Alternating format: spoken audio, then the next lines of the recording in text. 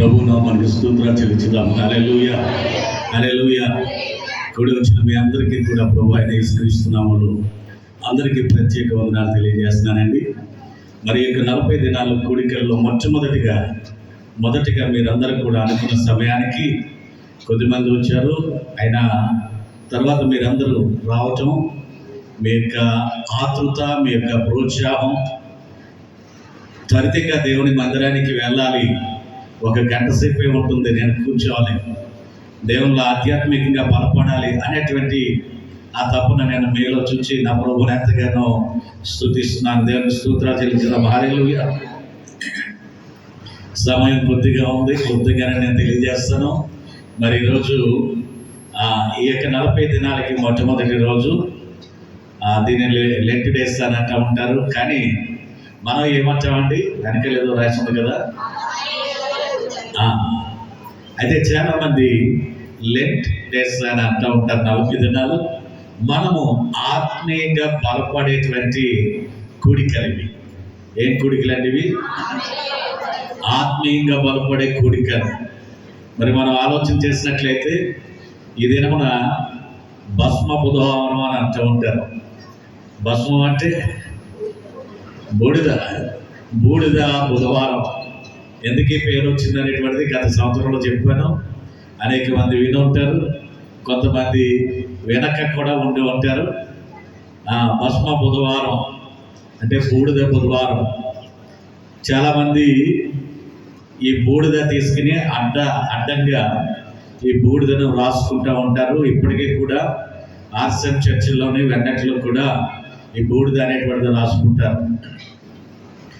ఈ యొక్క బూడిద యొక్క ప్రాముఖ్యమైనటువంటి ఉద్దేశం ఏమిటంటే, ప్రతి ఒక్కరు ఏవేవో చెప్తారు, కానీ పాత నిబంధన గ్రంథంలో అనేక మంది ప్రజలు వారు చేసినటువంటి తప్పులను బట్టి వారు పశ్చాత్తాపడుతూ బూడిదలో కూర్చుని వారు ఏడుస్తూ ప్రభువుని బ్రతిమలాడుతూ ఉండేవారు. అటువంటి సమయంలో ప్రభు అయిన దేవుడు వారిని కనికరిస్తూ ఉండేవాడు.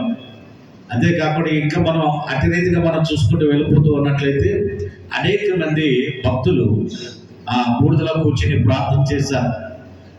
యోనా నినివే పట్టణానికి వెళ్ళి ఈ ప్రాంతం అంతా కూడా నాశనం అయిపోతుంది, దేవుడు నాశనం చేసేస్తున్నాడు అని అన్నప్పుడు ఆ యొక్క వార్త నినివే రాజు విన్నాడు.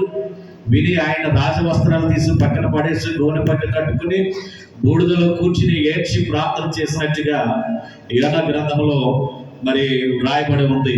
అదేవిధంగా ఆ యొక్క ప్రజలందరూ కూడా ఆ యొక్క మాట వినినటువంటి తర్వాత వారు కూడా బూడిదలో కూర్చుని వారు ఏడ్చినప్పుడు మరి ప్రభు ఏం చేస్తాడని అంటే, కీడు చేస్తానన్నటువంటి వాడు కీడు చేయక మానాడు. అంతేకాకుండా అబ్రహాం గారు అంటున్నాడు, 18వ అధ్యాయం, ఆదికాండం 18వ అధ్యాయం 27వ వచనం చదవకండి, నేను మామూలుగా నేను చెప్పేస్తున్నాను, వినండి జాగ్రత్తగా, కొద్ది సమయమే ఉంది కాబట్టి. ఆదికాండం 18వ అధ్యాయం 27వ వచనంలో అబ్రహాం అంటున్నాడు, బూడిదనైన నేను అని మాట్లాడుతున్నాడు. ఏమని మాట్లాడుతున్నాడండి? బూడిదయునైనా నేను నీతో తెగించుచున్నాను అంటున్నాడు. ఎందుకు అంటున్నాడు? లోతు మీద ఉన్నటువంటి ప్రేమను బట్టి, లోతు కుటుంబాన్ని ఏ విధంగానైనా బ్రతికించాలని ఆయన అంటున్నాడు, బూడిదయునైన నేను అని ప్రార్థన చేస్తూ ఉన్నాడు. అంతేకాకుండా ఎస్తేరు గ్రంథం 4వ అధ్యాయం 1వ వచనంలో మొర్దెకై తన జనాంగమును బట్టి బూడిద పోసుకొని శోకముతో ఏడుస్తూ ఉన్నాడు. అవునంటారా కదంటారా? యూదా జనాంగాన్ని రక్షించండి ప్రభు అని ఆయన ఆ బూడిద పోసుకుని ఆయన నడనికి వచ్చిన వస్త్రాన్ని కట్టుకుని ఆయన ఏడుస్తూ ప్రార్థన చేస్తున్నాడు. అంతేకాకుండా ఈ యొక్క వార్త యూదులందరికీ తెలిసినప్పుడు ఎస్తేరు అన్నది 3 దినాలు ఉపవాసం ఉండి ప్రార్థన చేయమనండి అని అంటే, యూదులందరూ కూడా విని వారందరూ కూడా ఏం చేస్తారంటే ఈ యొక్క బూడిద పోసుకుని శోకంతో వారు ఉపవాసం ఉండి ఏడుస్తూ ఉన్నట్లుగా గమనిస్తాం. యోబు అంటున్నాడు కదా, నేను ధూళిని బూడిదనై ఉన్నాను అంటున్నాడు. మనం ఆలోచన చేస్తే యోబు గ్రంథం 30వ అధ్యాయం 19వ వచనంలో అంటున్నాడు, నేను ధూళిని బూడిదనై ఉన్నాను అంటున్నాడు. ఇంకా ఇలా చెప్పుకుంటూ పోతే ఈ బూడిద గురించి అనేకమైనటువంటివి ఉన్నాయి. ఇక్కడ చెప్పండి, నేను బూడిదను ధూళినై ఉన్నాను. చెప్పగలరా? ఎందుకు ఈ మాట తెలియజేస్తున్నాడు అంటే, బూడిద గాలి వేసినప్పుడు దాని స్వస్థలాన్ని విడిచి ఒక చోట ఉండదు, బూడిద ఎగిరిపోయేటువంటిది. ఈ బూడిద అనేటువంటిది ఎగిరిపోయేటువంటి అంటే చాలా తేలికైనటువంటిది, ఎందుకు పనికిరనేటువంటిది. ఎవరండి బూడిద తెచ్చిన ఎవరన్నా మన ఇంట్లో పెట్టుకుంటామా? ఇంట్లో ఉన్న బూడిద తుడిచేసి బయటికి ఉప్పేస్తూ ఉంటాం. అటువంటిది బూడిదకు విలువ లేనటువంటిది. ఈ యొక్క బూడిద ఎందుకు చేతులు చేస్తూ ఉన్నారని అంటే, అయ్యా నేను విలువ లేనటువంటి ఉన్నాయా, ఒక బూడిద లాంటి వాడిని నేను. ఈ బూడిద విలువ లేనటువంటి ఈ బూడిద ఇది గాలి వేస్తే ఎగిరిపోయేటువంటిది, తేలిక స్వభావం కలిగినటువంటిది. అయితే నీవు ఈ యొక్క బూడిదను, ఆ యొక్క మట్టిని నీ చేతిలో తీసుకున్నప్పుడు ఒక రూపాన్ని మార్చావు. నువ్వు నీ చేతిలోనికి వచ్చిన తర్వాత ఆ రూపానికి ఒక మంచి పేరుని పెట్టావు. ఆ పేరేంటండి? ఆదాం. ఆయన చేతిలోనికి ఆ యొక్క బూడిదని నీరు పోసాడు, ఆ దాన్ని మట్టిని చేశాడు, ఆ మట్టిని కలిపాడు, ఇవన్నీ చేశాడు. దానితో నరుణ్ణి సృష్టించాడు. దేవునికి స్తోత్రాలు తెలుసుదాం. హల్లెలూయా. ఈ బూడిదనేటువంటి నాకు, నేను ఎగిరిపోయే స్వభావం కలిగినటువంటి వాడు, నేను ఎందుకు పనికిరైనటువంటి అంటే బూడిదను బట్టి తగ్గింపు స్వభావం కలిగి ప్రార్థన చేస్తూ ఉన్నాడు. ఎవరండి? యోబు గారు. అయ్యా నేను బూడిదను, నేను ధూళిని అని ప్రార్థన చేస్తూ ఉన్నాడు. దేవుడికి స్తోత్రాలు చెల్లించడం. హల్లెలూయా. అంటే అంతగా తగ్గించుకుంటూ ఉన్నాడు యోబు గారు. ప్రతి ఒక్కరు కూడా అత్యధికంగానే తగ్గించి ప్రార్థన చేశారు. అందుకే వారందరూ అంటారు కదా, అయ్యా మేము బూడిదలో కూర్చున్నారు, బూడిద పోసుకున్నారు, బూడిద పోసుకుని ప్రార్థన చేస్తూ ప్రభువుని పశ్చాత్తాపడి దేవుని ద్వారాగా మేలుని పొందినటువంటి వారు అనేక మంది ఉన్నారు. దేవునికి స్తోత్రాలు చెల్లించుదాం. హల్లెలూయా. మరి 40 దినాలు ఎందుకండి? 40 దినాలు ఎందుచేత మనం ప్రార్థన పెట్టాలి, లేకపోతే ఈ యొక్క లెంట్ డేస్ జరిగించాలి అని అనుకున్నట్లయితే, ఆదిమ మానవులు అనేటువంటి వారు స్టార్టింగ్ యేసు ప్రభు వారు చనిపోయినప్పుడు ఆ ఒక్క దినాన్నే దుఃఖాన్ని సలిపేవారు వాళ్ళు. అయ్యో ఇప్పటి వరకు మా మధ్యలో ఉన్నటువంటి యేసు, ఆయన సిలువ వేయబడ్డాడు, చనిపోయాడని ఆ ఒక్క దినాన్నే ఎంతో దుఃఖపడుతూ ఏడుస్తూ ఉండేవారు. తర్వాత ఒక్క దినం దుఃఖపడుతూ కాదు కానీ ఆయన మృత్యుంజయుడిగా మరి 3వ దినాన లేచాడు కదా. మనం ఒక్క దినాన మనం దుఃఖపడటం కాదు, 3 దినాలు దుఃఖపడదాం అనుకున్నారు. అటు తర్వాత 3 దినాల వారు ప్రభు లేచేటంత వరకు కూడా, పునరుత్థాన దినం వరకు కూడా వారు ఏడుస్తూ పశ్చాత్తాపడుతూ వారి పాపాలు ఒప్పుకుంటూ ప్రభువుని స్తుతిస్తూ ఉండేవారు. అయితే నైసియా అనేటువంటి ప్రాంతంలో ఒక మీటింగ్ జరిగింది. అది ఎవరితో జరిగిందని అంటే, క్రైస్తవ మత పెద్దలతో నైసియా అనేటువంటి ప్రాంతంలో ఒక మీటింగ్ జరిగింది. ఆ మీటింగ్లో ఇంచుమించుగా ఒక 20 అంశాలతో కూడినటువంటి కొన్ని అంశాలన్నీ కూడా అక్కడ పెట్టి వారు ఈ వీటి విషయంలో ఏం చేస్తే బాగుంటుంది అని మాట్లాడుతూ ఉన్నారు. అదే రీతిగా మాట్లాడుతూ ఉన్నప్పుడు ఈ యొక్క యేసు ప్రభు వారి గురించి 3 దినాలు దుఃఖాన్ని సరుపుతున్నాం కదా, మరి దీన్ని ఏం చేస్తే బాగుంటుంది అనేటువంటి ఆ యొక్క మాట అక్కడ వచ్చినటువంటి తర్వాత వాళ్ళు ఏం చేశారంటే, ద కౌన్సిల్ ఆఫ్ నైసియా అనేటువంటి ఆ యొక్క ప్రాంతంలో ఆ యొక్క మీటింగ్లో ఒక పని చేద్దాం, ఒక్క దినం కాదు, 3 దినాలు కాదు, యేసు ప్రభు వారు పునరుత్థానమైనప్పటికీ అక్కడి నుంచి ఒక 40 దినాలు వెనక్కి మనం వెళ్దాం. 40 దినాలు వెనక్కి వెళ్దాం. ఎందుచేత 40 దినాలు వెనక్కి వెళ్దాం అని అంటే, ఆయన సువార్తను ప్రారంభించాడు, 40 దినాలు ఆయన ఉపవాసం ఉన్నాడు. అంతేకాకుండా ఏలి అని ఇంకా కొంతమంది అనేక మంది 40 దినాలు ఉపవాసం ఉండి ప్రార్థన చేశారు. కాబట్టి ఈ యొక్క 40 అనేటువంటి ఈ సంఖ్య చాలా మంచిది. కావున 40 దినాలు ఎప్పటి నుంచి పునరుత్థాన దినం నుండి అంటే ఈస్టర్ నుండి వెనక్కి లెక్కేస్తే 40 దినాలు ఈ దుఃఖాన్ని సలుపుదాం అని వారు 40 దినాలుగా ఏర్పాటు చేస్తారు. మరి ఈస్టర్ రోజు నుండి మరి వెనక్కి మనం చూసినట్లయితే 46 దినాలు వస్తున్నాయి. 46 దినాలు వస్తున్నాయి. అయితే ఈ 6 కూడా ఏమిటి అని అంటే 6 ఆదివారాలు వస్తున్నాయి. 6 ఆదివారాలు తీసాక 40 దినాలు. కాబట్టి ఈ యొక్క 40 దినాలు కూడా దుఃఖాన్ని సలుపుదాం. ఈ 40 దినాలు ఎలా ఉండాలి అని అంటే మన పాపాలు ఒప్పుకోవాలి. ఈ పాపాలు ఒప్పుకుని దేవుని దగ్గర పశ్చాత్తాపడాలి మనం 40 దినాలు అని.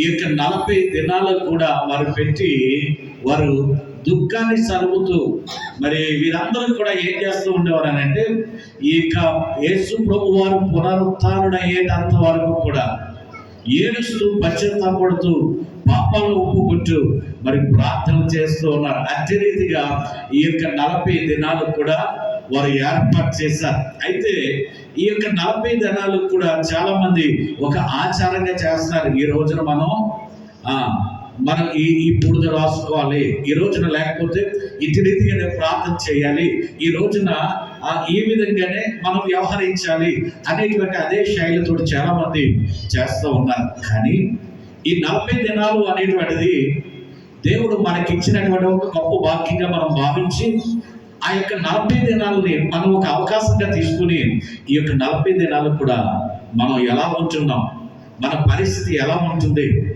అయితే ఈ 40 దినాలు కాక మునుపు మనం ఏ విధంగా ఉంటున్నాం, అయితే 40 దినాల్లో మనలో ఏ విధమైనటువంటి మార్పు రావాలి, ఏ విధంగా మనం జీవించాలి, ఏ విధంగా దగ్గరికి అవ్వాలి అనేటువంటిది ఈ బైబిల్ గ్రంథంలో రాయబడి ఉంది. 22:12 అంటున్నాడు, ఇప్పుడైనా మీరు ఉపవాసం ఉండి కన్నీరు విడిచుచు దుఃఖించుచు మనపూర్వకంగా తిరిగి నా యొద్దకు రండి అని అంటున్నాడు.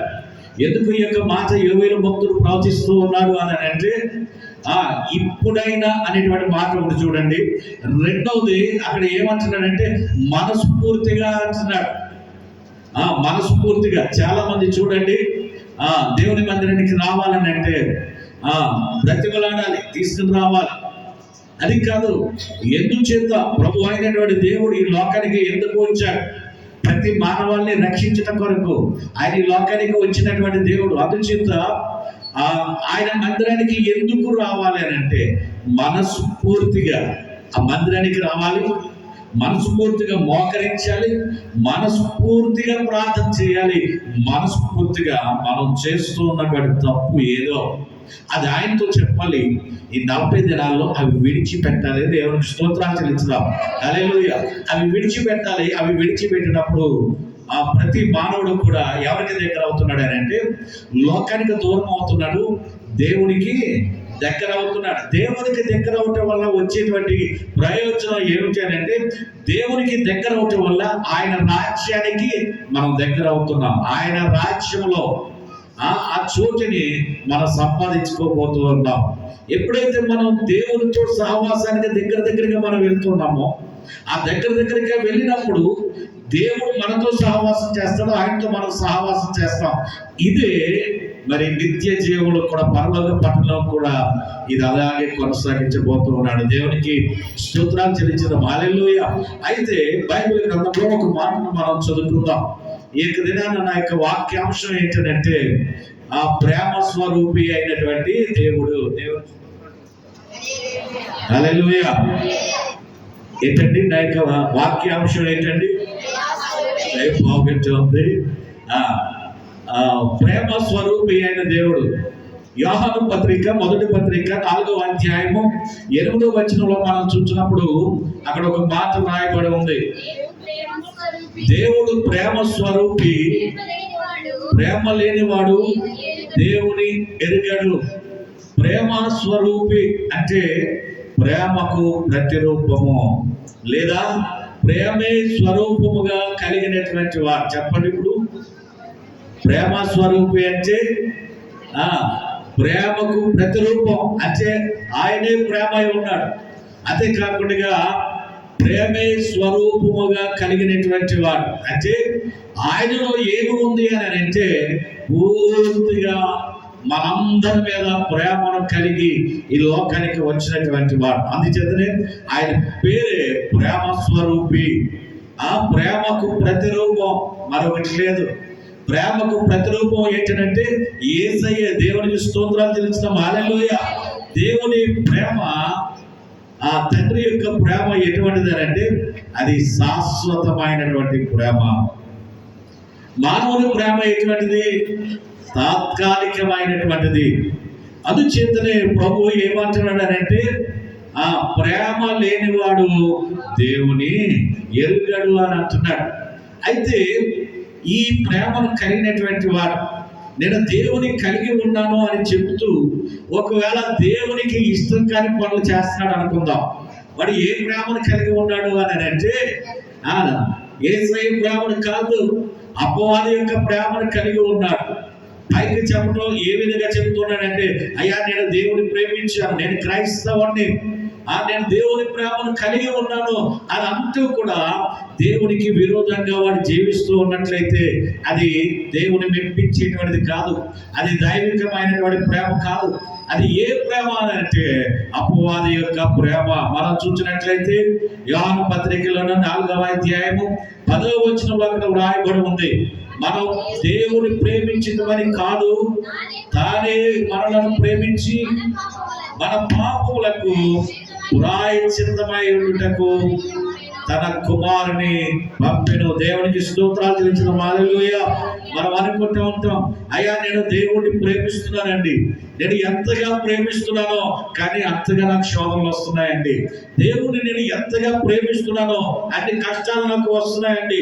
దేవుడిని ప్రేమిస్తున్నాను కానీ నా జీవితంలో ఈ కార్యం జరగటం లేదండి అని అనుకుంటూ ఉంటాం. కానీ నువ్వు ఎంత ప్రేమిస్తున్నావో అంతకంటే ఎక్కువగా ప్రభు మనలను ప్రేమిస్తూ ఉన్నాడు. నమ్మిన వారందరూ దేవునికి స్తోత్రాలు చెల్లిద్దాం. హల్లెలూయా. ఈ ప్రేమ తాత్కాలికమైనటువంటిది. ఏ ప్రేమ? మానవుల్లో ఉన్నటువంటి ప్రేమ తాత్కాలికమైనది. ఎందుకు తాత్కాలికమైనటువంటిది అని చెప్తున్నాను అని అంటే నువ్వు దేవుణ్ణి ప్రేమిస్తున్నావు, ప్రార్థన చేస్తున్నావు, అనుకున్న కార్యాలు జరగటం లేదు, అనుకున్నటువంటి పనులు జరగటం లేదు, శోధన పోవట్లేదు, రోగం తగ్గటం లేదు, సమస్యలు తీరటం లేదు. అటువంటిప్పుడు ఈ తాత్కాలికమైనటువంటి ప్రేమ నిన్ను ఏం చేస్తుంది అని అంటే నీ దేవుడు నీ జీవితంలో ఏం చేస్తాడని. ఇన్ని ప్రార్థనలు చేస్తున్నావు, నీకే ఈ కష్టాలు ఎందుకు రావాలి? నీవు ఇంటి రీతిగా ఇన్ని సమస్యల్లో ఇరుక్కుపోయావు. కారణం ఏంటి? నీ దేవుడు నీ ప్రార్థన వినటం లేదు. అనేటప్పటికి నువ్వు ఏమైపోతున్నావు అంటే దేవుని మీద ఉన్నటువంటి ప్రేమ తగ్గిపోతుంది, సన్నగిలిపోతుంది. దేవుని నుండి నువ్వు తొట్టిల్లిపోతున్నావు, పడిపోతున్నావు. కానీ నువ్వు ప్రేమిస్తున్నాను అని అంటున్నావు, కానీ అప్పుడప్పుడు నీకుండే పరిస్థితులను బట్టి నువ్వు పడిపోతూ ఉన్నావు. దేవుని ప్రేమ అటువంటిది కదండి. ఆ ప్రేమ ఎటువంటిది అంటే తానే మనలను ప్రేమించి మన పాపములకు ప్రాయశ్చిత్తమైనటకు తన కుమారుని పంపెను. దేవునికి స్తోత్రాలు చెల్లించడం. హల్లెలూయా. తన కుమారుని పంపించాడు ఈ పాపముల విషయమై ప్రాయశ్చిత్తమై ఉండటానికి. తన కుమారుని ఈ లోకానికి పంపించినటువంటి దేవుడు. ప్రాయశ్చిత్తము అంటే ఏమిటి? మరి ఆలోచన చేసినట్లయితే ప్రాయశ్చిత్తము అంటే పాప పరిహారము, తప్పుకి క్షమాపణ కోరటము, చేసిన తప్పులకు పశ్చాత్తాపడి అటువంటి తప్పులు నేను ఇంక ఎప్పుడు చేయను ప్రభువా అని చెప్పడానికి, నేను ఇంక ఎప్పుడు అటువంటి తప్పులు చేయను, నన్ను క్షమించు అని పశ్చాత్తాపడి అడగటమే ప్రాయశ్చిత్తం అండి. ఇక్కడ ఇది ఎవరిలో గమనిస్తున్నాం? ఇది ఎవరు చేయాలి? అసలు ప్రాయశ్చిత్తం ఎవరు చేయాలి? మానవుడు చేయాలి. అయ్యా నేను తప్పులు చేశాను, పాపాలు చేశాను, ఎన్నో విరోధమైన కార్యాలు చేశాను, నన్ను క్షమించు నాయన, నీ శిక్ష నా మీదకి రాకుండా చేయండి ప్రభు అని మానవుడు ప్రార్థించాలి. కానీ మానవుని ప్రేమించి ప్రభు అయినటువంటి దేవుడు ప్రతి మానవాళి కొరకు ఆయన అడుగుతూ ఉన్నాడు ఏంటంటే ప్రతి మానవాళి యొక్క పాపమును ఆయన మీద వేసుకుని క్షమించు. దేవునికి స్తోత్రాలు చెల్లించుదాం. హల్లెలూయా. ఎందుకు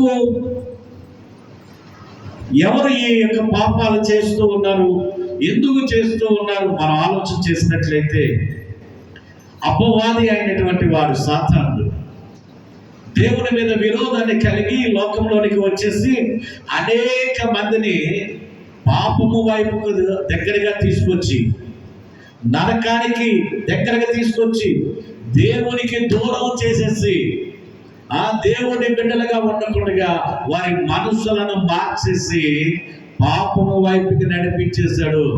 పాపం వైపుకి నడిపించడం అంటే నరక శిక్షకు దగ్గర చేశాడు. కారణం ఏమిటి అనేటువంటిది మనం ఆలోచన చేసినట్లయితే దేవుని మీద కోపంతో. ఎవరు అలా చేశాడు? అపవాది అయినటువంటి వాడు. ఎందుకు అలా చేశాడు? దేవుడు అపవాది అయినటువంటి వాడిని, లూసిఫర్ని, సాతాన్ని పరలోకము నుండి క్రిందకు తోసివేశాడు. ఆ కక్షతో వాడు చేసేటువంటి పని ఏమిటనంటే, నువ్వు నన్ను ఎంతగా ఎలా చేస్తావా, అయితే నీ ప్రజలందరినీ నాశనం చేయటం నా వంతు, వారిని ఎవరిని కూడా పరలోకానికి రాకుండా, నీ బిడ్డలుగా కాకుండా నేను ఎక్కడికి తీసుకుని వెళ్తానంటే నరకానికి తీసుకుని వెళ్ళిపోతాను.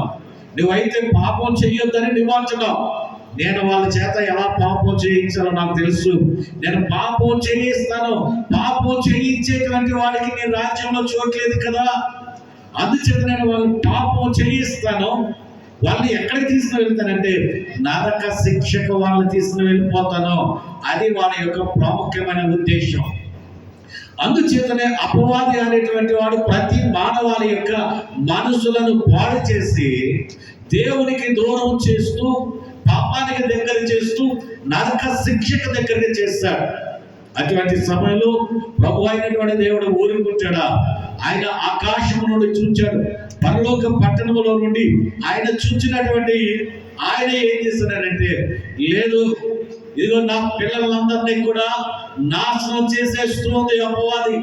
ఈ లూసిఫర్ అనేటువంటి వాడు నా పిల్లలందరినీ కూడా నరక శిక్షకు దగ్గరికి తీసుకుని వెళ్ళిపోయింది. నేను ఇంకెలా చూస్తూ ఉంటే ప్రజలందరూ నాశనం అయిపోతారు. కాబట్టి నా పిల్లలైనటువంటి వారిని, నా ప్రజలైనటువంటి వారిని తప్పించేది ఎవరున్నారు అని అంటే అది నేను తప్ప ఇంకెవరు లేరు.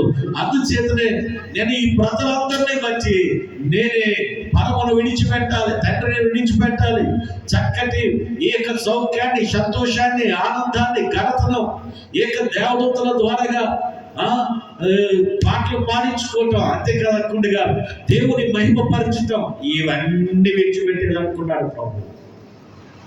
ఇవన్నీ విడిచి కుమారుడిగా లోకానికి వెళ్ళాలి అంటే మన కొరకు ఎన్ని త్యాగం చేశాడని అంటే సమస్తాన్ని త్యాగం చేసి పరము నుండి భూమికి వచ్చి ప్రతి మానవాల్ని ప్రేమించి ప్రతి మానవునికి ప్రేమతో దగ్గరయ్యి వారు ఏ విధంగా నడవాలో, ఏ విధంగా భూమి మీద జీవించాలో వారందరికీ నేర్పించి వారు పడేటువంటి శిక్ష వారి మీదకి రాకుండా ఆయనే మన ముందు నిలబడి ఆ శిక్షను భరించినటువంటి వాడు మన ప్రభు అయినటువంటి యేసుక్రీస్తు వారు. ఇందులో ఏముంది? అసలైన ప్రేమ ఇందులోనే ఉంది. దేవునికి స్తోత్రాలు చెల్లించుదాం. హల్లెలూయా. ఇక్కడ తండ్రి ప్రేమ అది ఏమిటంటే కుమారుని, కుమార్తెను ఎలాగైనా రక్షించాలి అనేటువంటి ఆ ప్రేమ దేవుడు కలిగి ఉన్నాడు. అందుచేతనే ఆయన ఈ లోకానికి వచ్చాడు. ఈ లోకానికి వచ్చి మనందరి కొరకు కూడా ఆయన ఏం చేశాడండి? తన రక్తాన్ని చిందించాడు. దేవునికి స్తోత్రాలు చెల్లించుదాం. హల్లెలూయా. రోమీయులకు రాసిన పత్రిక 8వ అధ్యాయము 32వ వచనంలో అక్కడ ఒక మాట అంటున్నాడు. తన సొంత కుమారుని అనుగ్రహించుటకు వెనుక తీయక అందరి కొరకు ఆయన అప్పగించినటువంటి వాడు. దేవునికి స్తోత్రాలు చెల్లిస్తాం. హల్లెలూయా. ప్రభు అయినటువంటి దేవుడు తన స్వంత కుమారుని చనిపోవటానికి కూడా ఆయన నిర్ణయించుకోవడం. తన కుమారుడు ఈ భూమి మీదకి పంపించినప్పుడు తన కుమారుడికి వచ్చేటువంటి బాధలు ఏమిటో, ఆ కష్టాలు ఏమిటో ఆ యొక్క మరణం ఎలా ఉంటుందో ఇదన్నీ కూడా తెలుసుండి కూడా వెనుకాడక ఎవరి కొరకు పంపించాడంటే ఆయన మన అందరి కొరకు, మనందరి కొరకు. ఆయనే కనుక రాకపోయి ఉండుంటే మన పాపముల చేత మనందరం కూడా ఒక్కొక్క సిలువకి వేసేయబడవలసినటువంటి వారమే. ఆయనే కనుక మనల్ని ప్రేమించి లోకానికి రాకపోయి ఉండుంటే ఆ ప్రతి మానవాళి వాడికి ఇష్టమైనటువంటి తప్పులను చేస్తూ వాడి ఇష్టానుసారంగా జీవిస్తూ హత్య చేసేవాడు హత్య చేస్తూనే ఉంటాడు. అంతేకాకుండా మోసం చేసేవాడు మోసమే, వ్యభిచారిగానే. ఇక వాడిలో ఏ విధమైనటువంటి మార్పు ఉండదో ప్రభు అయినటువంటి దేవుడు ఈ లోకానికి వచ్చి ఆయన తెలియజేసినటువంటిది ఏంటంటే, నువ్వు మోక్ష రాజ్యానికి రావాలంటే, పరలోక పట్టణానికి నువ్వు రావాలంటే నువ్వు ఎలా ఉండాలో, ఎట్టి రీతిగా ఉండాలో, అయితే ఏ మార్గంలో నువ్వు నడవాలో ఇవన్నీ కూడా తెలియజేసినటువంటి వాడు మన ప్రభు అయినటువంటి యేసుక్రీస్తు వారు. దేవునికి స్తోత్రం తెలుసుదాం. హల్లెలూయా. ఆయన ప్రేమ కలిగినటువంటి వాడు కాబట్టి ఆయన ఏం చేశాడండి, తన సొంత కుమారుణ్ణి మన కొరకు పంపించాడు. ఆయన ఈ లోకానికి వచ్చినటువంటి కుమారుడుగా వచ్చినటువంటి ఆయనకి మరణం అవుతాడని తెలియదా? ఆయనను ప్రజలందరూ కూడా సిలువ వేస్తారని, ఆయనను కొడతారని, అవమానిస్తారని ఆయనకి తెలియదని అంటే సమస్తము ఆయనకి తెలుసు. ఆయన ప్రతి దినము కూడా ఆయన ఏం చేస్తూ ఉండేవాడంటే ఇవన్నీ కూడా తలంచుకుంటూ ఆయన శిలువ మరణం వచ్చేటంత వరకు కూడా ఆయన సిద్ధపాటును కలిగి దేవుడిని ప్రార్థిస్తూనే ఉన్నటువంటి గొప్ప దేవుడు ఆయన. దేవుడికి స్తోత్రాలు తెలుసుకోవడం. హల్లెలూయా. ఒక బుక్లో రాసిందండి, యోసేపు గారు ఏం పని చేసేవారు? ఒంటరికి పనిచేసేవారు కదండి. మరి ఈయన యేసు ప్రభు వారు ఆ ఇంట్లో ఉన్నప్పుడు ఆ ఒంటరం పని, యోసేపు గారు ఒంటరం పని చేస్తూ ఉంటుంటే ఈయనంటండి యేసు ప్రభు వారు చెక్కలు అందించేవాడట, మేకులు అందిస్తూ ఉండేవాడట, చిన్న పనులు ఆయనకి ఇస్తూ ఉండేవాడట. ఆయన చెక్క తీసుకుని వెళ్ళి యోసేపుకి అందిస్తూ ఉన్నప్పుడు ఆయన అనుకునేవాడట, ఇదే చెక్క మీద ఒకనొక దినాన్న నేను పడుకోవలసి ఉంటుంది, ఇదే చెక్క మీద ఆ శిలువ కొయ్య మీద నేను వేలాడవలసి ఉంటుంది.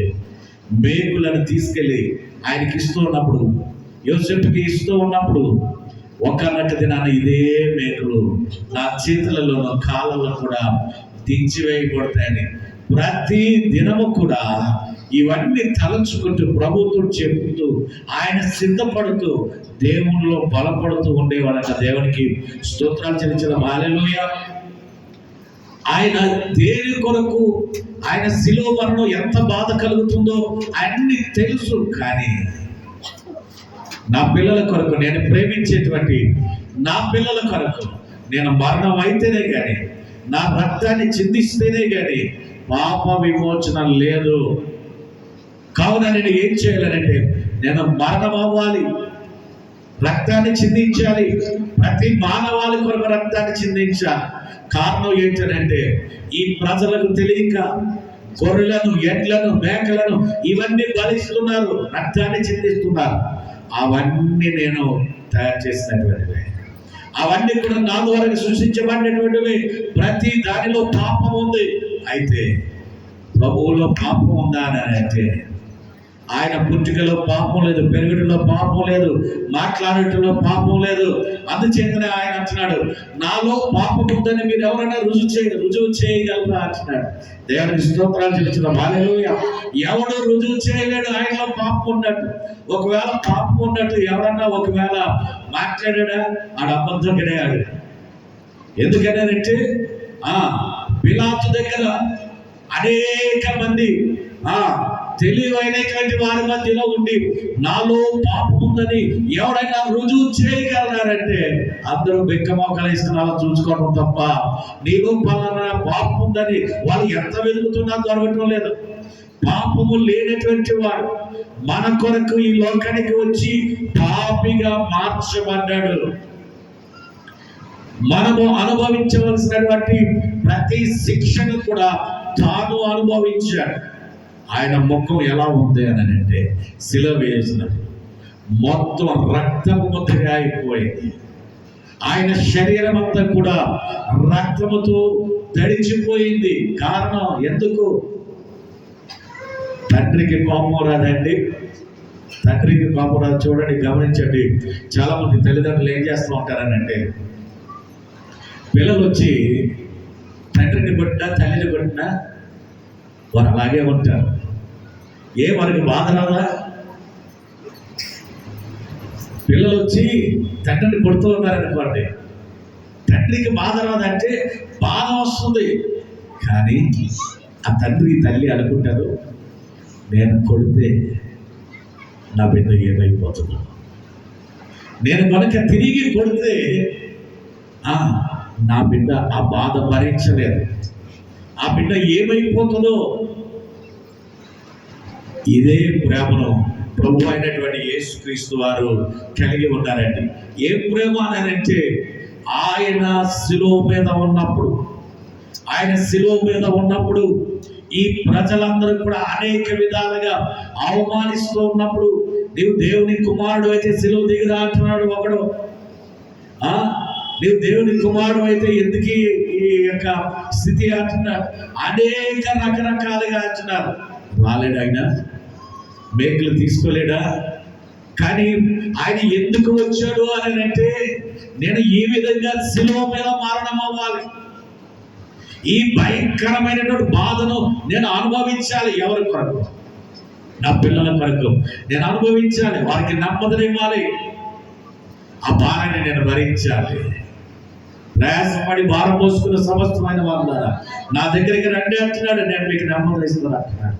ఎందుకు అని అంటే, ఆయన నీ కొరకు నా కొరకు ఈ లోకానికి వచ్చి ఆయన రక్తాన్ని చిందించినటువంటి వాడు. శరీరం అంతా గాయమైపోయినా, కొంచెమైపోయినా సరే, ఆయన అటువంటి సమయంలో ఒక్క మాట కూడా మాట్లాడలేదు. కానీ నేను వచ్చినటువంటి పనిని నేను పూర్తి చేయాలి అనుకున్నాడు. అది అసలైనటువంటి ప్రేమ. దేవునికి స్తోత్రాలు చెల్లిస్తాం. అందుకే ఆయన ప్రేమ కలిగినటువంటి వాడు. ఒకసారి ఒక అరణ్యంలోనికి కొంతమంది ఫొటోస్ తీయడానికి కొంతమంది వెళ్ళారు. అదే కాకుండా కొంతమంది శాస్త్రవేత్తలు కూడా అడవిలోనికి వెళ్ళారు. వెళ్ళినప్పుడు ఒక చెట్టు మీద ఒక పక్షి, ఒక చివరి కొమ్మ మీద ఒక పక్షి కూర్చోవాలన్నమాట. ఈ సమయంలో అది గాలి వేస్తుంది కానీ అటు ఇటు ఊగుతుంది కానీ అది అక్కడి నుంచి వెళ్ళిపోవటం లేదు. అనుకున్న విధంగా ఆ చెట్టు కాలిపోవటం మొదలెట్టింది.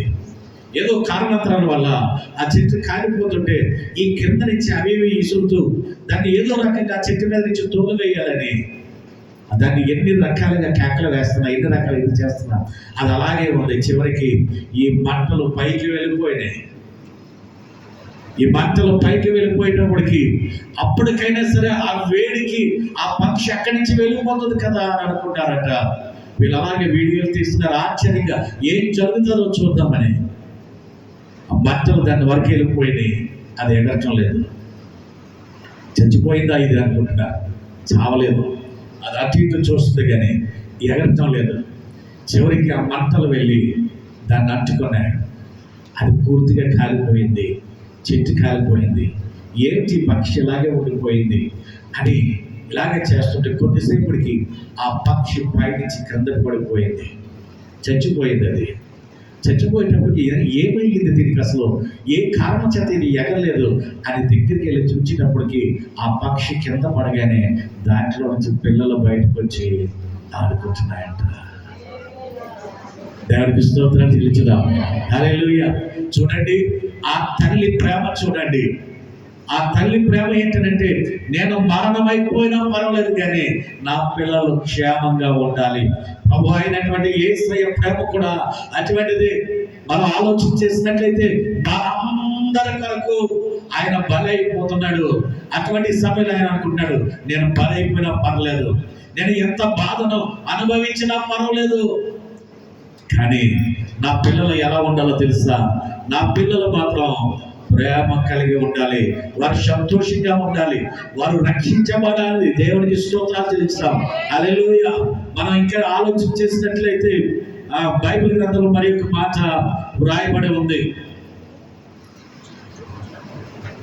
రోమీయులకు రాసిన పత్రిక 5వ అధ్యాయము 8వ వచనంలో మాట వ్రాయబడి ఉందండి. అయితే దేవుడు మన ఎడల తన ప్రేమను వెల్లడిపరచుచున్నాడు. ఎట్లనిగా మనం ఇంకను పాపులమై ఉండగానే ఆయన మన కొరకు చనిపోయాను. దేవునికి స్తోత్రాలు చెల్లిస్తాం. హల్లెలూయా. పాపులమై ఉండగానే మన బ్రతుకులను మార్చుకోకముందే, మన యొక్క ఉద్దేశాలు మార్చుకోకముందే ఆయన శిలువ మీద ఉన్నప్పుడే అనేక మంది అనేక రకాలుగా తిరుగుతూ అవమానిస్తూ ఉన్నారు.